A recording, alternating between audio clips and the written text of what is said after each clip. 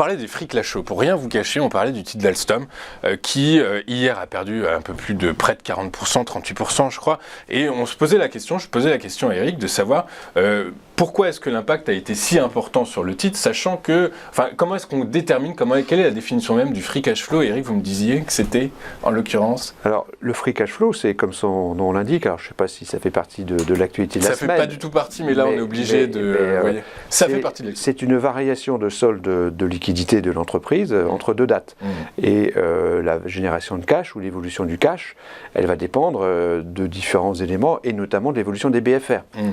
Besoin en fonds de roulement. Des besoins en fonds de roulement, c'est-à-dire finalement du crédit inter-entreprise ou encore des délais de paiement que les clients vous accordent ou que vous accordez à vos fournisseurs. Donc une variation de délai de paiement se traduit en variation de liquidité, en cash flow. Donc, en fait, mais ce n'est pas, un résultat, ce n'est pas un bénéfice. C'est pas un bénéfice, effectivement. C'est pas un bénéfice. C'est une situation de trésorerie à un instant T qui est due à des flux entrants et sortants qui ne sont pas les mêmes. C'est un décalage de trésor, en fait. Et ce que j'ai entendu sur Alstom, c'est que Alstom a perdu 1,5 milliard.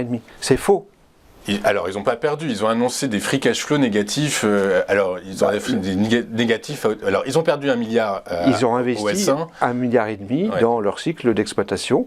Alors après, il faut essayer de comprendre pourquoi. Après, il faut effectivement douter un petit peu de ce que dit le management, parce que c'est vrai que c'est quand même compliqué. Votre métier. Après, c'est l'industrie. Mais c'est vrai que la bourse préfère la rente digitale à l'aventure industrielle. Ok, très clair, passionnant. Effectivement, on n'est pas du tout sur le sujet, sur votre sujet du vendredi matin, Eric, puisque vous êtes avec nous pour bien syncrétiser pour nous l'information monétaire, économique, financière, nous expliquer quel est l'impact de cette information sur l'évolution des marchés actions. Avant de rentrer dans le détail de l'information teintée de vert, c'est une fois n'est pas coutume, mais il faut le préciser, que vous avez sélectionné pour nous, on va faire le bilan de la semaine écoulée du jeudi au jeudi. On se retrouve à nouveau dans une semaine négative avec une poursuite de la consolidation qui dure maintenant depuis plusieurs semaines. 1,5% à peu près, entre 1,5 et 2% de baisse entre l'indice CAC 40 et le S&P 500. Donc c'est une baisse contenue, c'est un dérapage contrôlé avec de la même façon un euro qui a perdu 0,3% cette semaine, qui se retrouve à 1,05 $. Ok, très clair. Merci Eric. On va rentrer dans le détail maintenant des actualités que vous avez sélectionnées pour nous et on va parler du marché de l'emploi aux États-Unis qui est sous l'œil des projecteurs cette semaine, qui l'est de façon très globale depuis déjà un certain temps, puisque pas tous les secteurs d'activité, mais beaucoup de secteurs d'activité aux États-Unis sont impactés par des débrayages massifs de salariés qui réclament et qui obtiennent en plus des hausses de salaire et des conditions de travail améliorées. Du coup, qu'est-ce que vous en pensez ? Alors oui, c'est un élément important qui commence à prendre de l'ampleur aux États-Unis, à savoir des grèves. Alors ça arrive, c'est tout à fait normal de voir des grèves lorsque le partage de la valeur est parfois pas tout à fait équitable. En tout cas, c'est ce que pensent les salariés du secteur automobile américain, par exemple. Pas que, même. L'UAW, mais il y a d'autres secteurs. Le secteur hospitalier cette semaine. Le secteur hospitalier, il y a même les acteurs, les scénaristes d'Hollywood qui sont en grève depuis longtemps. Donc il y a effectivement une vague de grève aux États-Unis. Donc c'est un élément de l'actualité des entreprises, puisque c'est quand même les entreprises qui sont au cœur de ce sujet, avec donc une interprétation négative, parce que on peut imaginer soit une perturbation dans le cycle de production des entreprises, qui pourrait être coûteux à terme, soit une hausse des salaires importante qui serait décidée par les entreprises, et donc un impact négatif sur les résultats. Donc c'est plutôt un élément négatif pour le scénario de marché. C'est évidemment un scénario négatif. Goldman Sachs modélisait la perte en glissement annuel sur le produit intérieur brut américain, compris entre 0,05 et 0,1 point de pourcentage par semaine débrayé. Ils sont très forts pour calculer ça.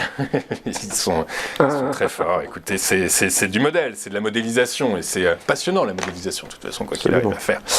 On va poursuivre le fil de vos actualités par, alors évidemment, donc, la poursuite du marché du travail. On va continuer à analyser l'évolution du marché du travail américain. Après 3 enquêtes publiées au cours de la semaine, la dernière qui est l'enquête NFP, c'est une enquête mensuelle qui sera publiée tout à l'heure à 14h30 heure de Paris, sera déterminante pour la poursuite ou non de la stratégie monétaire américaine suivie. Du coup, tous les marchés attendent avec impatience cette enquête. Qu'est-ce que vous en pensez, vous ? Alors, l'information factuelle qu'on a aujourd'hui, c'est l'enquête ADP qui a été publiée et qui retrace, donc, comme le montre le graphique, une baisse importante finalement et régulière des créations mensuelles d'emplois, d'après donc cette société privée qui l'estime à 89 000 au cours du mois de septembre, pour avoir augmenté donc ces créations d'emplois jusqu'à 455 000 au mois de juin. Donc il y a une baisse régulière, c'est le quatrième mois consécutif de baisse donc des créations d'emplois. Cela semblerait indiquer que le marché de l'emploi se calme aux États-Unis. Il se refroidit un petit peu, on sait qu'il était en surchauffe, comme l'a dit la Fed régulièrement, et comme on le constate. Et donc effectivement, c'est plutôt une nouvelle favorable pour le scénario de marché, puisque un marché de l'emploi en surchauffe, c'est pas bon.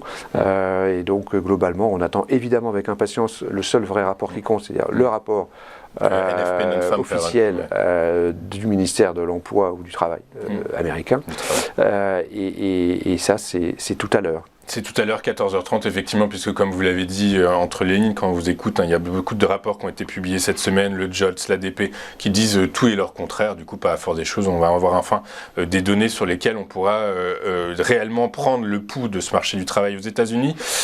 On reste outre-Atlantique, et là, vous nous parlez de l'inflation qui est rassurante. Alors oui, aux États-Unis comme en Europe, puisque c'est les deux points supplémentaires en quelque sorte de cette semaine qui nous semblent positifs. C'est vrai qu'on a quand même sur le front de l'inflation des bonnes nouvelles, c'est-à-dire le retour quand même relativement rapide des niveaux d'inflation underlying, c'est-à-dire l'inflation sous-jacente core, qui revient à 3,9 aux États-Unis. Donc 3,9, on revoit le chiffre 3, c'est quand même sympa, 4 c'est beaucoup trop encore, mais il y a une baisse rapide, comme le montre le graphique projeté. C'est bien sûr une bonne nouvelle, elle date de la fin de la semaine dernière, de vendredi dernier, mais c'est une nouvelle qui nous semblait importante à rappeler pour donner de la positivité donc à cette actualité, positive donc pour l'inflation américaine, positive pour l'inflation européenne aussi, donc c'est le quatrième point de la semaine. On voit aussi sur le graphique très clairement la baisse du fameux de l'inflation harmonisée européenne qui est passée de 10,6 en octobre dernier à 4,3 aujourd'hui. Donc c'est évidemment un peu les montagnes russes. Une façon de présenter les choses d'ailleurs, c'est un peu les montagnes russes, mais 4,3%, donc c'est quand même relativement rassurant. Il y a beaucoup de disparités au sein de la zone euro, bien sûr, mais globalement, voilà, c'était un peu un coup de chapeau à ces nouvelles qu'on a connues au cours donc, de la semaine, confirmation donc d'une inflation qui repart, qui semblerait revenir entre 3 et 4%, qui d'ailleurs correspond à notre anticipation de moyen terme sur l'inflation. Ok, très clair, et donc la synthèse est forcément positive cette semaine. Synthèse plutôt positive.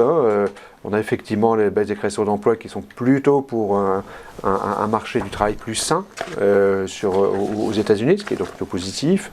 Le ralentissement confirmé de l'inflation des deux côtés de l'Atlantique, 3 points positifs et un seul point négatif, les grèves aux États-Unis qui vont probablement de toute manière se traduire pour les profits d'entreprises par des révisions en baisse et éventuellement aussi, pourquoi pas, une accélération, une aggravation du ralentissement économique américain. Ok, tout ça, malgré cette actualité teintée de vert, vous conseillez de rester à l'écart du marché action pour le moment. Oui, il y a beaucoup de monnaie à rendre, entre guillemets, comme on dit. D'un point de vue fondamental, je ne reviens pas sur les éléments que j'ai déjà évoqués, d'un point de vue d'analyse technique ou d'analyse de la dynamique des prix, nos algorithmes, effectivement, relèvent un spread entre les actions en tendance haussière et les actions en tendance baissière au sein du stock 600, un spread qui est devenu négatif et qui montre bien que de ce point de vue-là, du point de vue price momentum, on entre dans une situation, une configuration qui devient de plus en plus complexe, même dans la dynamique des prix. On voit bien ce ralentissement qui prend un peu de force et finalement donc on est toujours en conclusion en fonction donc des profils des investisseurs. Je rappelle combien une recommandation ne peut se faire qu'en fonction du profil de l'investisseur. Donc c'est risqué, prudent. Donc un investisseur qui a une aversion au risque assez importante, ce qui est le cas de beaucoup de nos clients, ne vont pas sur les marchés d'actions depuis un an. Parce que le niveau de risque est très élevé. Je ne vais pas revenir dessus, le niveau de risque demeure très élevé. En revanche, il y a une dynamique de prix, il y a une résilience du marché d'actions qui est extrêmement impressionnante par rapport donc, à ces risques qui n'ont cessé de progresser et qui restent élevés. Et pour des investisseurs qui sont prêts à accepter un niveau de risque moyen, voire élevé, ils peuvent encore rester en considérant que le marché va rebondir et que finalement cette dynamique que nous relevons va continuer à marquer le marché dans les semaines, les mois qui viennent. Ok, très clair. Écoutez, on suit ça avec attention, on verra comment évoluent tous vos indicateurs. Merci beaucoup Eric d'avoir été avec nous. Vous êtes directeur de la recherche chez FiAdvisor Valcamp.